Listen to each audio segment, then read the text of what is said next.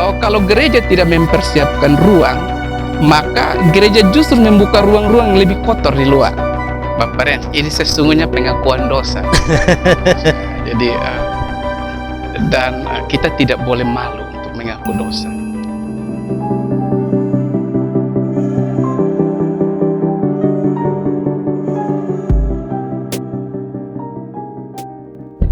Itu kita berbicara tentang sekuler. Oke. Sekarang seru ini Bapak Pendeta. Ya.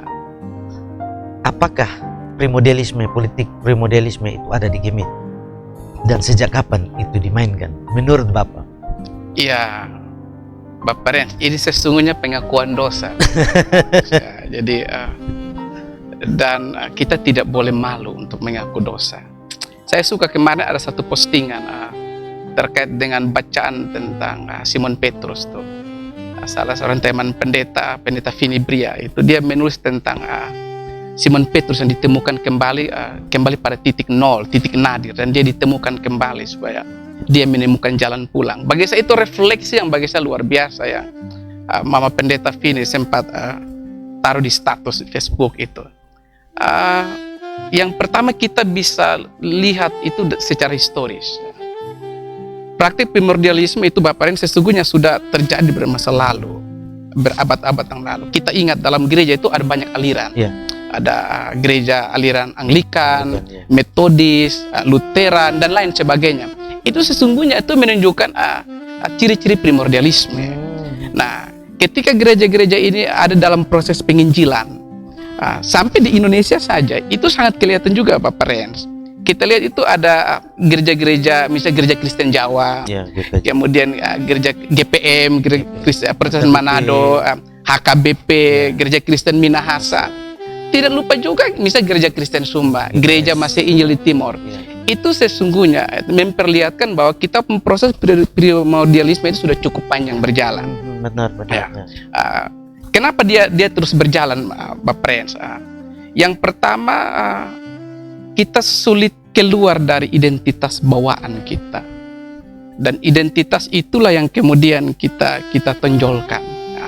Khusus untuk kita Gemit, Bapak Rens, sesungguhnya kita punya nama Gemit itu pernah disinyalir itu beraroma primordial sesungguhnya. Ya, memang iya, persis.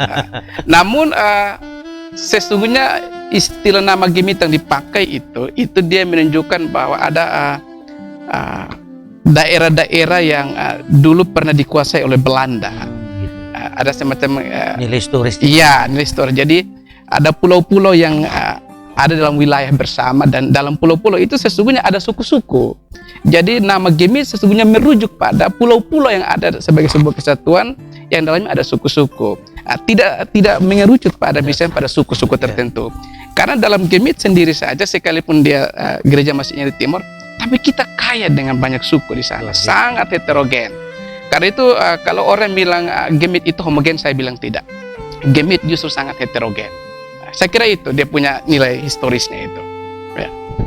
Luar biasa. Jadi memang ketong yang kurang paham ya iko-iko seperti tadi Bapak Pendeta, Gemit bukan Gemit orang timur semua. Iya. NTT bayangkan ada 53 klasis. Sekarang sudah sampai di Batam ya Bapak. Iya. Batam, Surabaya juga ada. Iya. Sumbawa, Flores, Alor, Timor, Rote, Sabu. Minus Sumba saja Bapak Rens. Minus Sumba. Ya. Bahkan jadi sudah luar biasa. Memang namanya. Iya. Gemit hanya sebuah nama, bukan menunjukkan sebuah identitas. Iya, persis. Oke, baik Bapak Pendeta.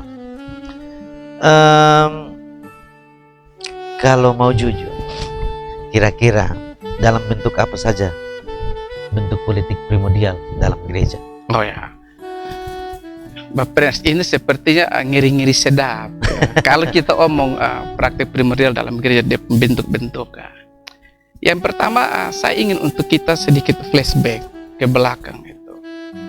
Ada perubahan besar sebelum tahun 99 ke bawah. Itu kita punya model pemilihan.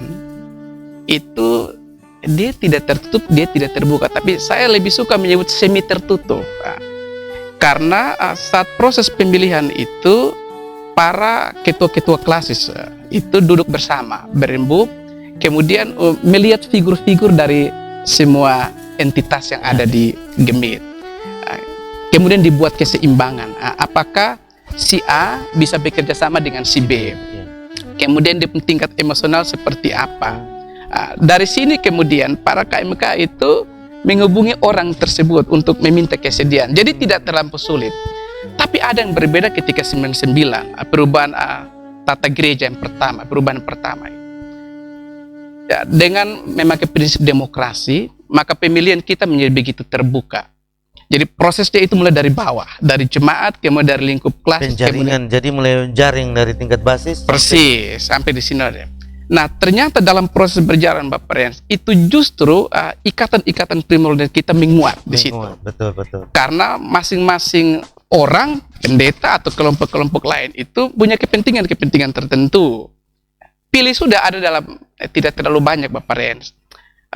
Berarti kita alma mater justru mulai di situ. Pasti Bapak Rens, alma mater, dia dari suku mana, angkatan Sampai berapa sampai angkatan Bapak Rens. Kita tidak bisa bohongi. Maka saya bilang tadi itu harus menjadi pengakuan dosa kita bersama. Karena itu pendekatan kita itu tidak lagi objektif, tapi subjektivitas. Kita memilih tidak memakai pertimbangan kapasitas seseorang, kompetensi seseorang yang kompetitif, tapi kita memakai pendekatan primordial. Dan ini tidak bisa kita bohongi. Sekarang saja ini sudah menjadi isu seksi. Saya tadi sore Bapak Ren, saya coba screenshot satu postingan teman-teman tuh. Dia bilang begini, ini dalam postingan Facebook di grup pendeta Gemit. Dia tulis begini, ini musim memilih pemimpin Gemit. Upayakan jangan memakai politik kotor. Ini statement yang sebenarnya mau menunjukkan bahwa praktek primordial ini masih terus terpelihara. Dan ini yang sesungguhnya harus menjadi kewaspadaan kita bersama. Di tengah-tengah Gemit yang berhadapan dengan tantangan dunia yang sangat luas. Semakin kompleks Bapak Rens. Jadi dalam wujud yang paling kental itu, suku apa? Suku Alor Alor pilih Alor punya bentuk kelompok. Betul, Alor sudah. Benar. Kemudian ini angkatan berapa? Dia ada alma mater mana? UKAW, Seata Wacana, Salatiga, atau Ujung Pandang. Mulai sudah lah membentuk kelompok-kelompok primordial. Jadi semakin ke sini, sesungguhnya kita justru semakin primordial, Bapak Rens. Dan ini ancaman. Sangat mengancam. Dan apakah gereja dalam hal ini Gemit bisa menggunakan isu primordial ini untuk mendapatkan jabatan struktural di gereja? Bapak Rens, ini pengakuan dosa yang ketiga. Itu jalan yang dianggap paling mulus. Hanya untuk kekuasaan, duduk di sana. Ini digiring sebenarnya. Dan yang menggiring itu, dia berproses dari bawah, Bapak Rens. Jadi, untuk mendapatkan kekuasaan memang yang paling mudah pakai isu ini. Sesungguhnya ini juga sangat berpengaruh Bapak Rens dengan salah satu hal yang biasa ada dalam sosiologi politik. Itu terkait dengan perilaku pemilih. Ketika isu primordial ditempatkan dalam perilaku pemilih atau voting behavior itu, masyarakat sesungguhnya sudah terkotak dengan 4 kotak. Yang pertama itu masyarakat yang memilih karena pendekatan sosiologis. Nah, Bapak Rens suku apa? Kan itu pendekatan sosiologis. Kita pernah berteman, pernah ada di satu komunitas. Yang kedua itu perilaku pemilih yang kedua, Bapak Rens, itu perilaku yang menekankan aspek psikologis. Saya dan Bapak Rens teman akrab, dan itu teman sudah cukup lama berjalan. Nah, masa mungkin Bapak Rens untuk pilih saya? Kan itu sesuatu yang ajaib. Betul. Nah, yang ketiga itu ialah pemilih rasional. Pemilih rasional ini mereka memilih karena punya kepentingan. Mereka tidak peduli itu Bapak Rens dari suku apa. Kemudian pernah kita kenal atau tidak. Yang penting dong kepentingan terpenuhi di situ. Dan di pemilih rasional ini yang terkadang bermain para politisi, tetapi juga para kapitalis. Jadi bermain di area sini. Yang keempat itu satu yang hampir para sosiologis juga sebut ialah memilih karena karisma seseorang, tapi itu jarang sekali, jarang. Itu udah sepersekian ya dari Sepersekian, sangat kecil sekali. Yang sekali, paling dominan itu ada dua, pendekatan sosiologis dan pendekatan rasional, tapi pakai akal. Gitu. Siapa Papa? Ini kotong pembaca cerita ini berat. Terlalu berat. Terlalu berat. Ternyata dari tadi ini beta sangka ini cerita ringan, ternyata berat. Ini kotong jadi praktisi. Namanya. Coba kru, ada kru. Oh ada, biar kotong lebih fresh. Oke. Oke, makasih. Sip, thanks. Yo, Pak Pendeta, ternyata luar biasa kita perbincangan ini, bikin tenggorokan kita sampai kering dan sudah disegarkan dengan sebotol air. Dan Bapak, kita bisa lanjut Leko? Oke, kita lanjut. Sana Papa atau Papa? Oh, aman. Jangan sampai Papa ada pelayanan. Aman.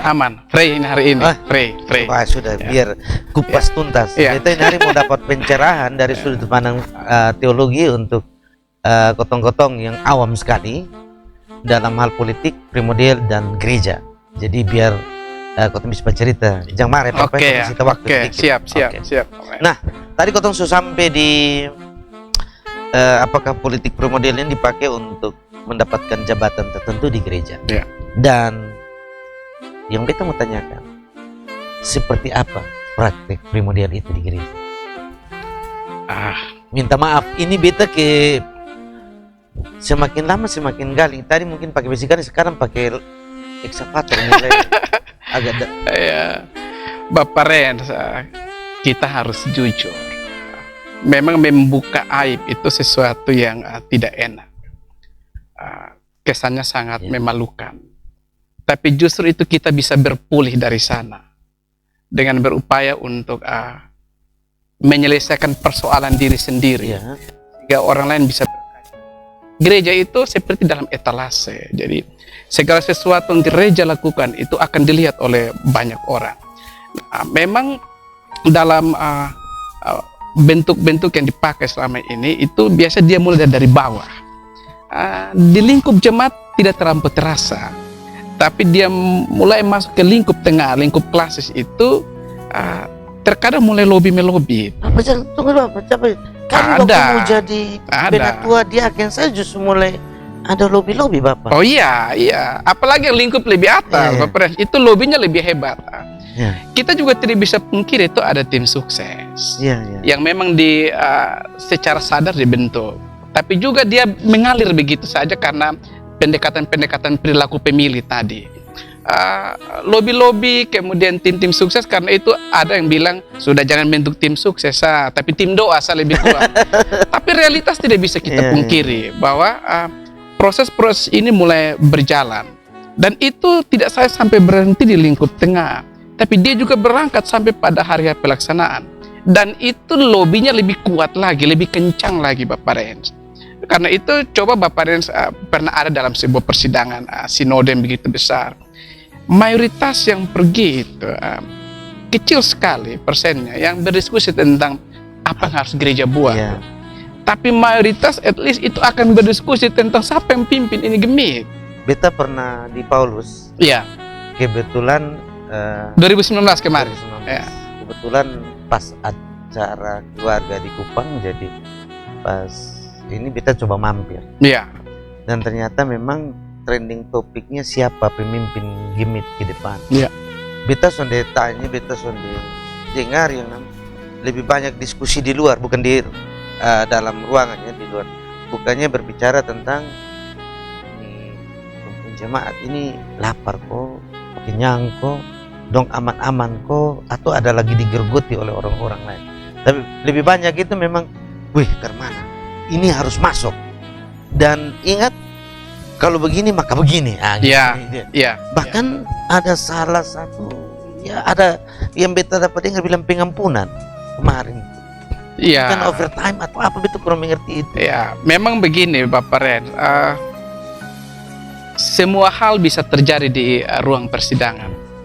Memang 2019 itu hal yang paling terkenal dan menjadi percakapan dari waktu ke waktu, bahkan sampai hari itu soal amnesti. Nah, itu terkait dengan masa overtime. Ini juga masih diskusi yang terus berjalan sampai dengan hari ini lah. Tapi memang kita tidak bisa pungkiri bahwa untuk menentukan mengambil sebuah keputusan di persidangan itu juga tidak luput dari banyak kepentingan.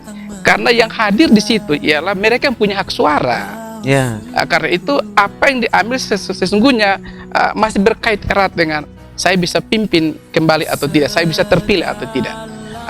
Karena itu memang Bapak Rens, dalam banyak praktek itu siapa punya kepentingan yang bermain di sini. Ada banyak kepentingan. Selain ada lobby tadi, selain ada tim sukses yang terbentuk, itu sesungguhnya juga ada janji-janji. Kita tidak bisa. Ada deal-deal ya. Ada deal-deal di situ. Itu terjadi juga di antara sesungguhnya di kami kaum berkolar sendiri. Pernah ada isu yang terkait dengan money politik. Dan itu sebenarnya kita tidak boleh bilang itu tidak pernah terjadi. Itu pernah terjadi. Tapi kan siapa mau bilang ini? Tapi kan itu lumrah dalam politik. Iya, kan, persis. sama-sama enjoy, sama-sama. Iya. Ya bisa bilang ya itu sudah masalah. Tapi Iya. yang penting sama-sama menikmati atau bagaimana mungkin? Ya, memang ketika kita bicara soal money politik itu ada teman bilang premisi dia ini seperti satu aroma yang tidak baik. Kita tidak suka cium, tapi itu aroma ada. Iya. Jadi ini juga lambat laun. Semoga dari waktu ke waktu hal ini bisa berubah Bapak Ren, sehingga ketika kita memilih pemimpin itu memang kita memilih dengan kapasitas dan kemampuan yang luar biasa untuk memimpin Gemit di masa depan. Karena memang tantangan Gemit hari ini kalau kita flashback bukan seperti beberapa tahun dekat. Iya. Hari ini kita sudah ada Persis, dalam berbagai macam tekanan, tantangan yang hebat, yang hebat. Tantangan baik eksternal maupun internal. Iya, Apalagi iya. internal. Eksternal saya kira ini, tapi internal justru luar biasa tantangan yang persis. Dan kalau kita terbuai dan tidak melihat ini sebagai sebuah gerakan perubahan, bisa saja runtuhnya persis. Gemit karena isu-isu premodernisme yang ada. Bapak Pendeta, dalam suksesi kepemimpinan dalam gereja, titik start itu kira-kira mulai dari mana? Dia pun star ya? Starnya itu star. Secara umum Bapak Rens, itu jemaat tidak terlampau mempersoalkan siapa yang akan pimpin gereja di masa depan, karena mayoritas itu jemaat tidak tahu figur-figur mana yang sementara punya kapasitas. Kita pendeta begini banyak. Karena kondisi seperti ini, maka pendeta-pendeta di jemaat itu memainkan peran di sana. Tidak bisa dipungkiri bahwa terkadang peran-peran dimainkan itu juga memakai pendekatan primordial. Jarang sekali pada gereja tertentu, di jemaat tertentu, misalnya pendetanya dari suku A, lalu dia masuk suku B, itu agak sulit Bapak. Karena pendekatan primordial secara emosional, psikologi tadi, perilaku pemilih tadi, dia lebih suka biar tidak kenal dengan saya, yang penting saya pilih. Karena kita satu suku. Di lingkup tengah, lingkup klasis, itu permainannya sudah mulai hangat. Karena di situ ada keragaman suku di sana. Di sini itu kita jujur semacam sebuah strategi. Ini by design. Kalau sudah sampai di level tengah itu by design. By design itu strategi yang biasa diatur, misalkan soal peserta sidang. Soal peserta itu by design. Kita harus jujur ini itu. Yang harus ikut ini, kalau ini dia bela, dia tidak bisa. Tidak bisa. Harus itu didesain sedemikian rupa.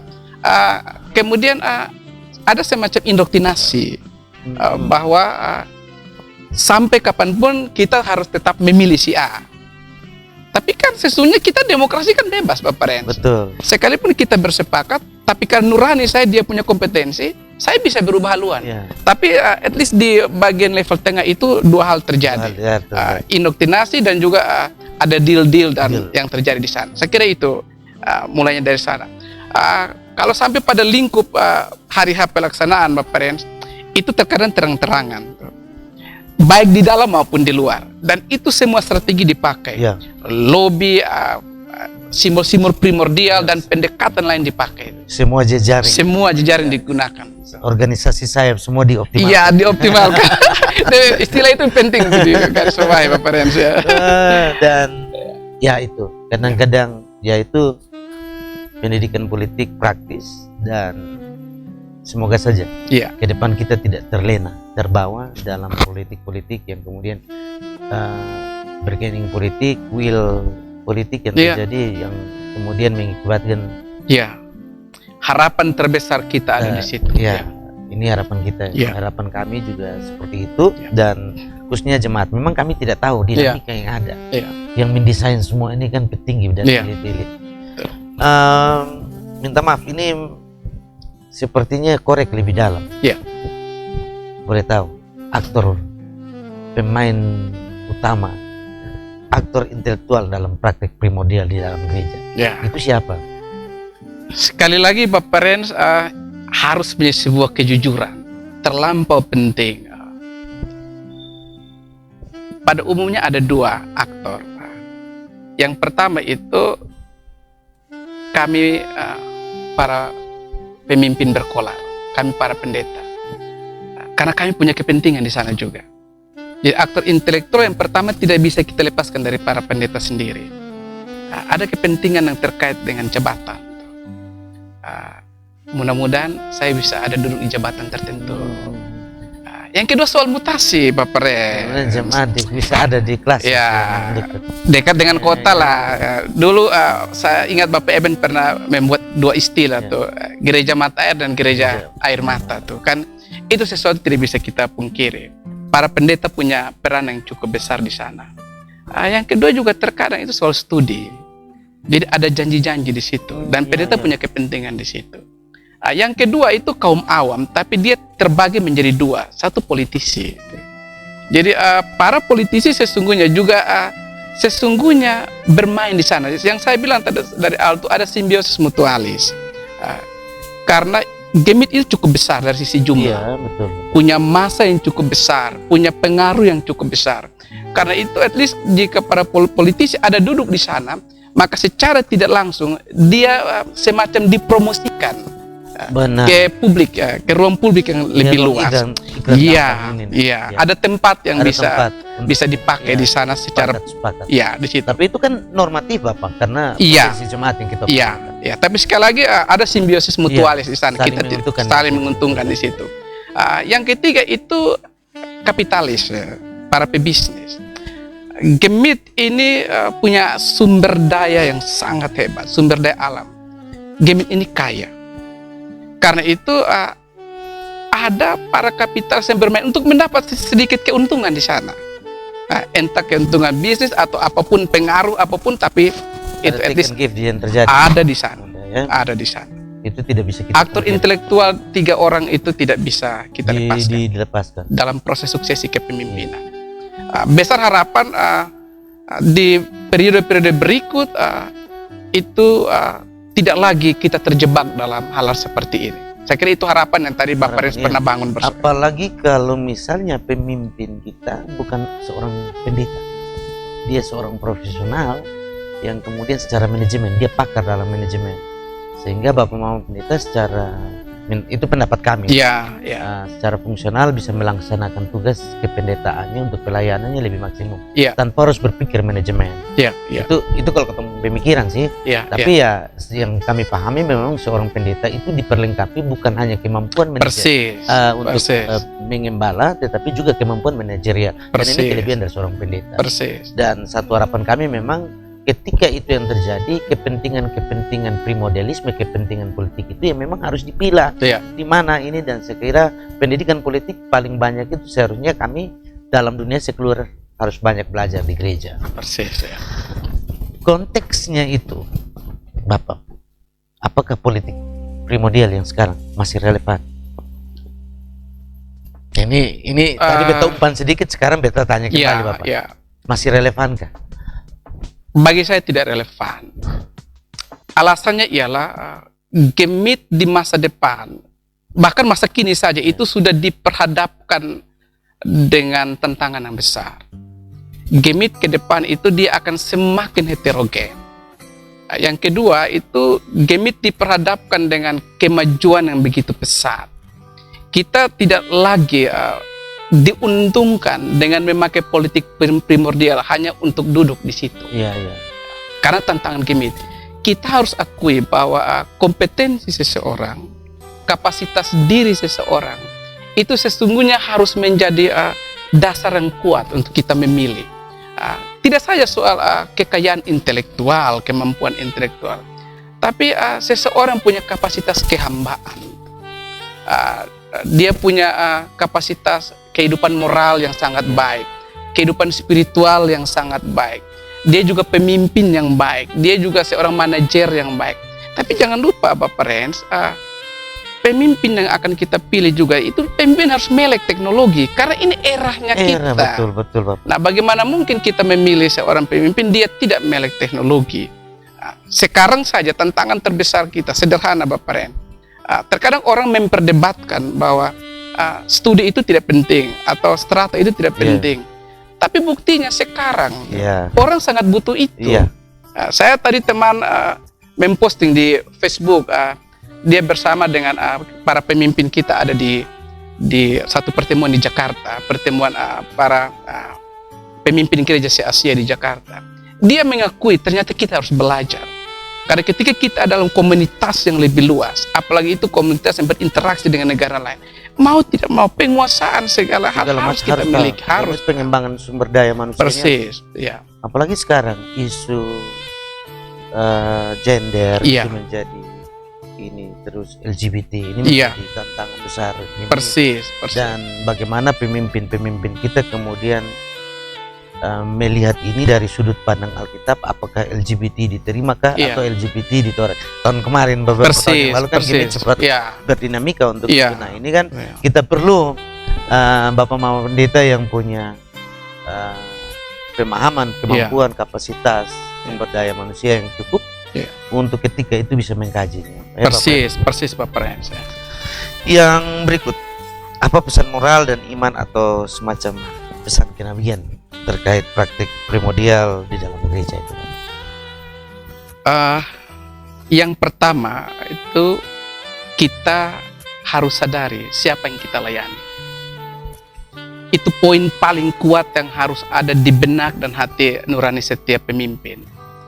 Kalau yang kita layani itu Allah, pemilik dan kepala gereja, maka hal-hal yang lain itu tidak boleh kita bawa masuk ke dalam untuk mengotori kekudusan ini.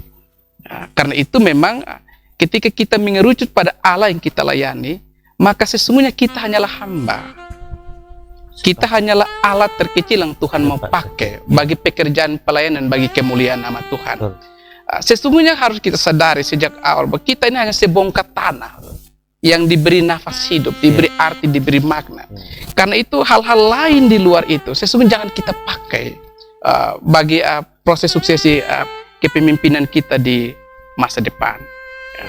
Dan sebagai seorang pemimpin seharusnya menyadari bahwa dia harus menyerahkan diri untuk diproses oleh Allah.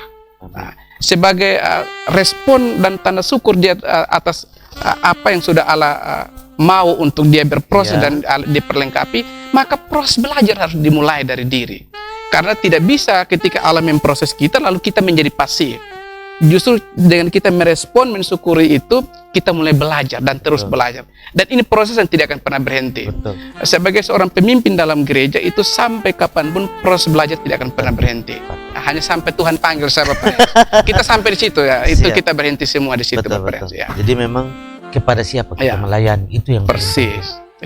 Paling banyak keegoisan kita, paling banyak egoisme kita menonjolkan beta di siapa. Persis.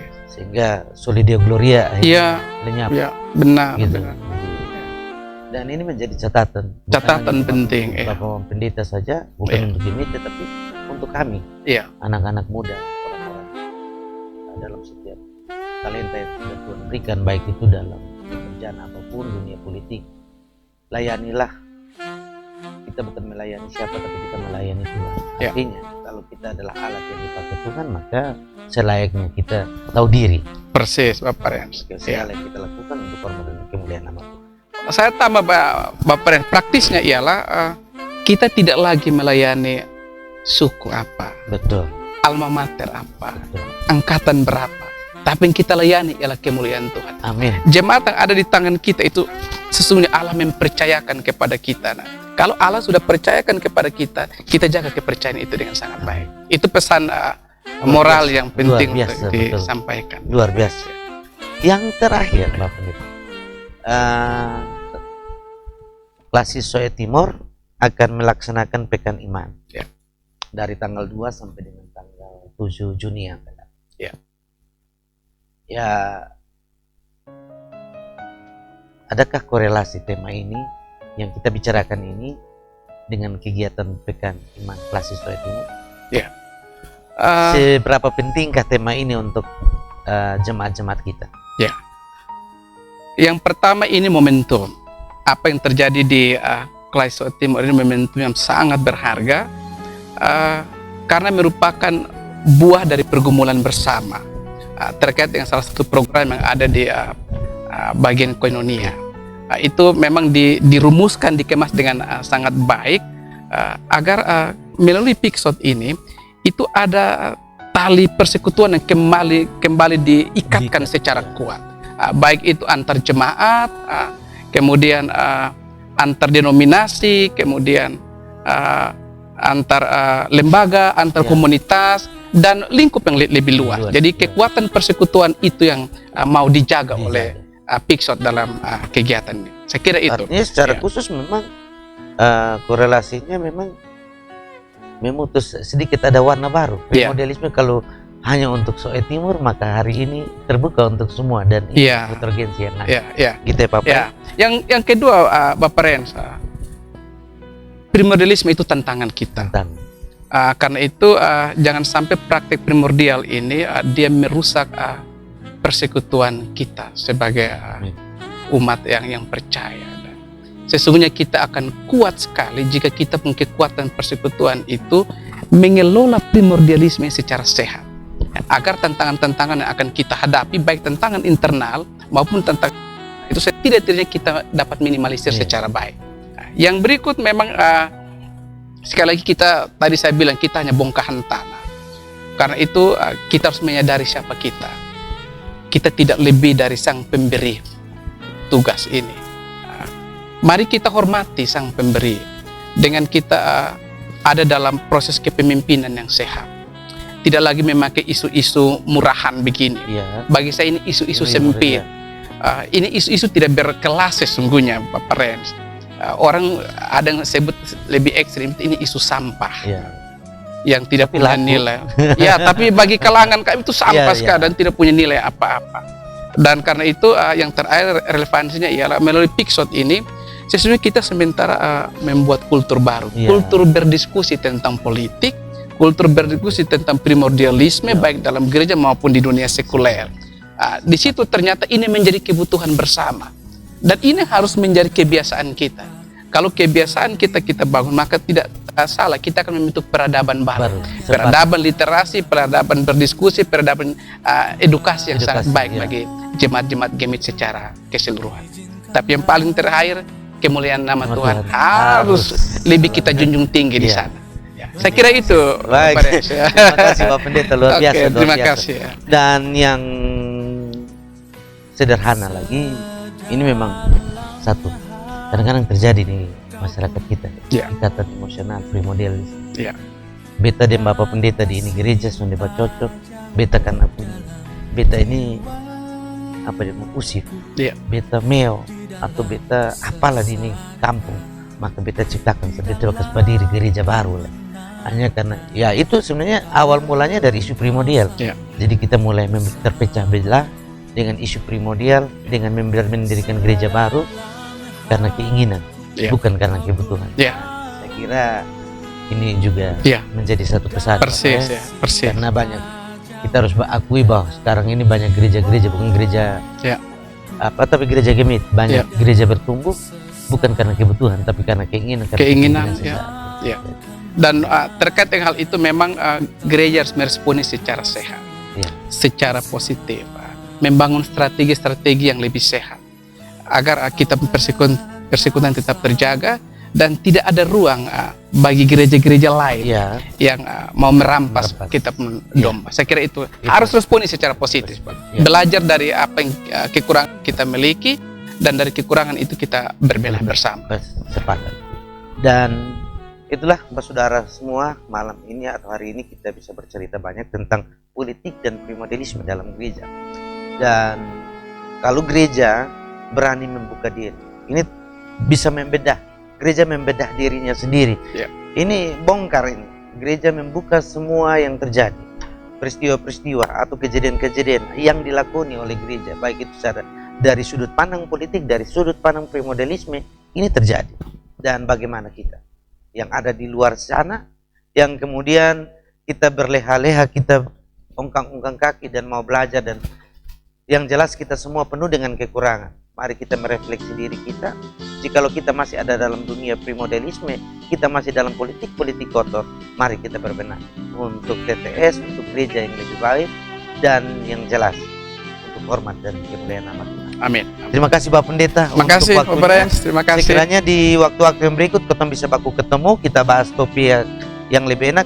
Siap. Kalau hari ini kita berbicara tentang politik dan primodelisme dalam gereja, beta mau besok atau lusa, atau kalau Pak Pendeta pas ada libur sedikit, Pray, oke, Pray, siap. kita bisa berbicara tentang bagaimana konstelasi politik gereja dan juga politik praktis. Persis. Nah, ini kami minta untuk kita bisa berbicara. Siap, Dan siap, Bapak. enaknya kalau kita hadirkan juga ada tokoh-tokoh kita yang Persis. juga adalah orang-orang politik. Praktisi politik Praktisi kita politik. siap. Biar siap. kita membedah sehingga ada pembanding. Persis, Gitu. iya. Bapak Pendeta. Siap, siap, Oke? siap, Pak Hormat Brens. Oke, diberi, siap, selamat siap, malam. Pak Brens. Dan sampai ketemu di pekan Terima kasih ya. Iman. Kelas siswa Siap, Timur siap. merubah tantangan menjadi berkat. Berkat.